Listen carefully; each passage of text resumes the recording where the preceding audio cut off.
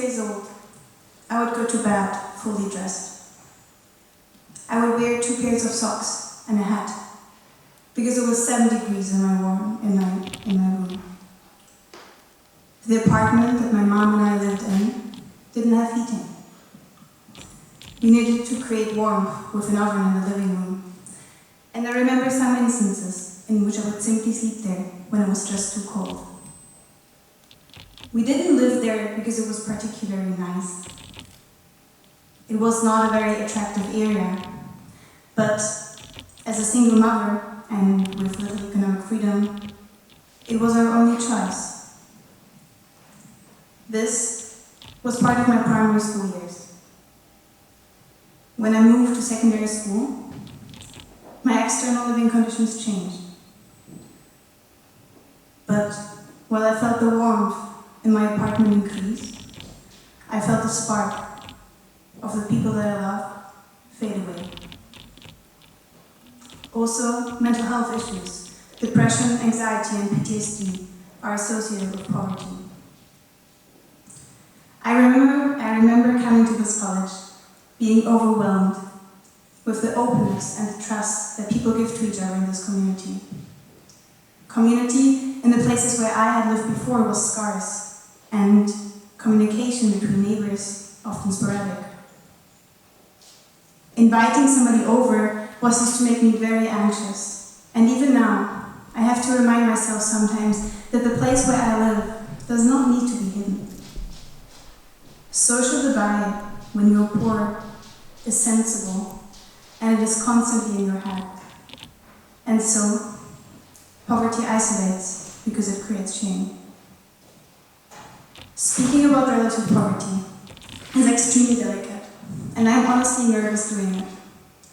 On a global scale, living with less than 60% of the average income in an industrialized country like Germany does seem frivolous.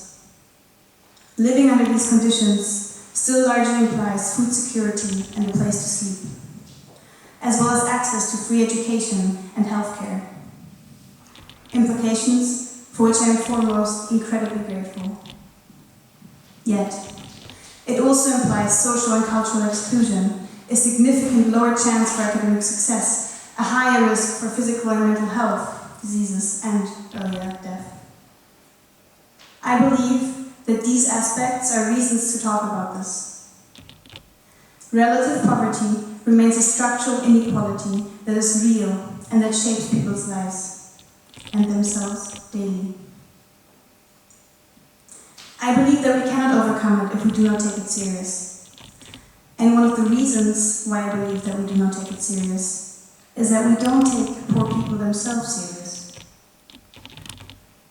I'd like to start off this speech by asking you to imagine the most typical poor person that you could imagine.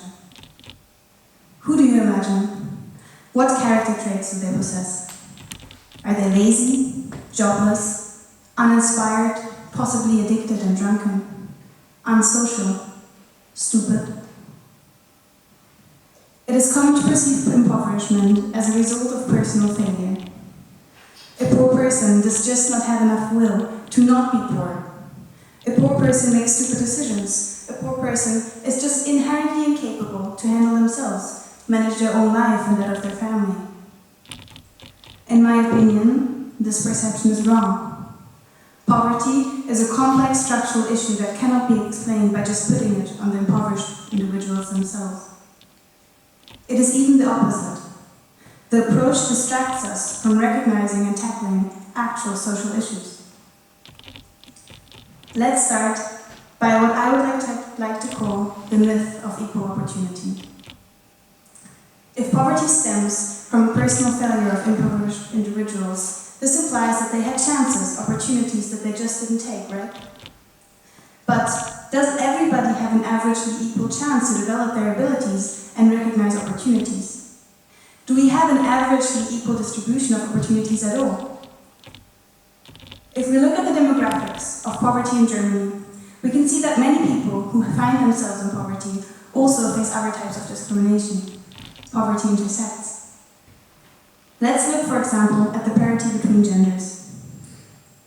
While almost all men are able to keep themselves above the poverty line with the monthly salary they receive, this is not the case for 30% of all women. The reasons for this are diverse, but also stem from the perception of women as an appendix to man, causing women to aim for less paid jobs and pushing them into care work, unpaid work, such as raising children, caring for the household, or caring for the elderly, of which women still perform 52% more than men. More girls graduate from high school and enter university, yet 81% of all part-time employees and people in precarious job positions are women. But in fact, even if you work the same hours in a comparable position, you will earn on average 21% less salary. The famous gender gap.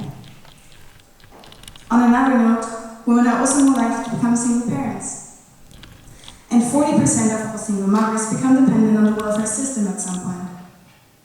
Just being female and the social expectations related with that will make it more likely for you to end up in poverty, as it influences the way that your environment, as well as yourself, will estimate your abilities.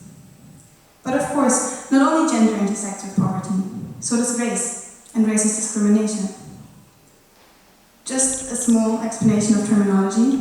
In Germany, we use the word migration background to describe people whose grandparents, parents, or themselves have migrated to Germany in previous decades. But the word actually is also often used to refer to people of color and those who are affected by racist discrimination. As a person with a migration background, you are twice as much at risk to be poor than without a migration background. If you have a background of migration, you are also much less likely to be successful at school, despite your capabilities. Racist and sexist expectations are simply still a reality in our minds, and they shape our response to individuals. As such, they don't only shape self-perception and self-belief that are crucial to estimate your own abilities and therefore shape your probability of success. They also filtrate into all of our systems, including, as mentioned, our educational system, shaping different opportunities for people that fall under different social categories. We also shouldn't forget ableism and having a disability when looking at demographics of poverty. In 2005, 8.7 million people in Germany had a disability, 9.5% of which were dependent on the welfare system. So what I want to say is that poverty and reasons for impoverishment are complex. And what I just talked about is a tiny, tiny dimension of this complexity. I understand, this just was a lot of numbers. But there is a reason that I'm throwing these numbers at you. I am throwing them at you because they show that we are simply not at equal chance yet, and that there doesn't exist equal opportunity. If you're female, a person of color, or disabled, there are less opportunities. And if you're all of them, or some of them together, even less. So we cannot rely on the myth of equal opportunity to justify our perception of poverty as just a personal failure. Equal opportunity simply doesn't exist yet. Instead, believing in it distracts our attention from actual social problems that are real right now, that influence people's lives. Okay, but then what if I'm a white, straight, cis male and I am poor? There is another point that considers the myth of equal opportunity and that I'd like to bring up, and that is the inheritance of poverty. Let us consider socioeconomic discrimination as a burden for itself, even without intersection or of other discrimination. Growing up in poverty itself already significantly increases your chances of being poor in the future. Today, every fifth child in Germany is considered to be poor. 79% of them will not attend university, compared to only 26% of children from families with higher socioeconomic background. Are these 2 million children less talented, less able? Or are they just not given the chance to develop their abilities due to their circumstances and our social response to their poverty? How will we encounter them when they are grown up and still poor? Can it be fair to point fingers at those who do not escape generational poverty? Well, let's have a small look into how being poor shapes your daily life. I bet each of you will be able to distinguish the rich areas in the city from the poor areas in the city. Socioeconomic differences are most often visible in living conditions around the world, and so they're also visible in Germany. You will understand when you come into a part of a city in which people with a higher socioeconomic status live, and when you come into a part of a city in which people with a lower socioeconomic status live. And this signifies spatial separation of classes. In most cases, poorer areas are simply less developed. Less access to public transport, medical services, good and higher education, cultural events. Spatial separation is an important component of unequal chance, not just because being poor and living in a poor area does limit your access to infrastructure and normal social and cultural life. It directly showcases your poverty and amplifies the social stigma. In fact, it has been established that you are less likely to be invited for a job interview if your address can be located in a poor area, regardless of your competences. Our perception of poor people also perpetuates discrimination in our educational systems. A child from a family of lower socioeconomic background is 4 times less likely to be given the advice to go to a secondary school that would enable them to go to university, even when they have the same cognitive and lexical abilities. How will you think of yourself as talented, even simply abled, if the general narration associated with you, and the narration associated with you, even in institutions, is that you're stupid and uninspired? How will you find yourself hardworking, in fact, harder working, if the narration associated with you is that you're lazy? I think we should not underestimate how discrimination affects self-perception and self-belief. But if all of this is true, why do some people still make it? Doesn't the fact that there are some people who work themselves out of poverty reveal that there is possibility? And so, aren't poor people just again too stupid and too lazy to recognize and take this possibility? Well, what I'm saying is not that there is no possibility, but that poverty creates significantly less possibility. Or in other words, I really wish that despite dealing with the direct restraints and the discrimination that accompany somebody's poverty, possibly also racist, sexist, or ableist discrimination, everybody would just recognize their own self-worth and do the amount of extra work they will need to put in to become successful. But unfortunately, as an individual, we cannot simply divide us from our environment that we grow up and live in. So, what that means is that we need to create a different environment. We need to rethink our perception of poverty and consider the implications of these perceptions. We need to encounter impoverished people as worthy individuals, not only on an individual level, but also on a systemic level.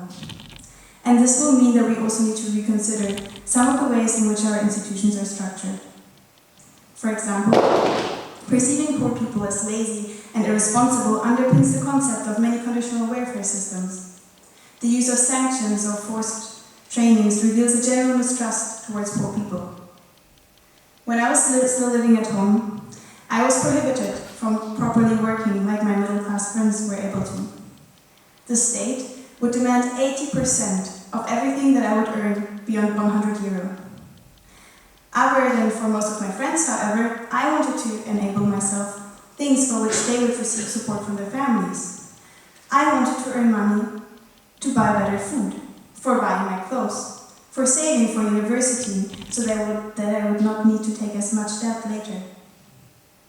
But as my family and I were dependent on the welfare system, I was prohibited to do so. This policy is still in place today, and I think it reveals brilliantly how normalized the mistrust is towards poor people.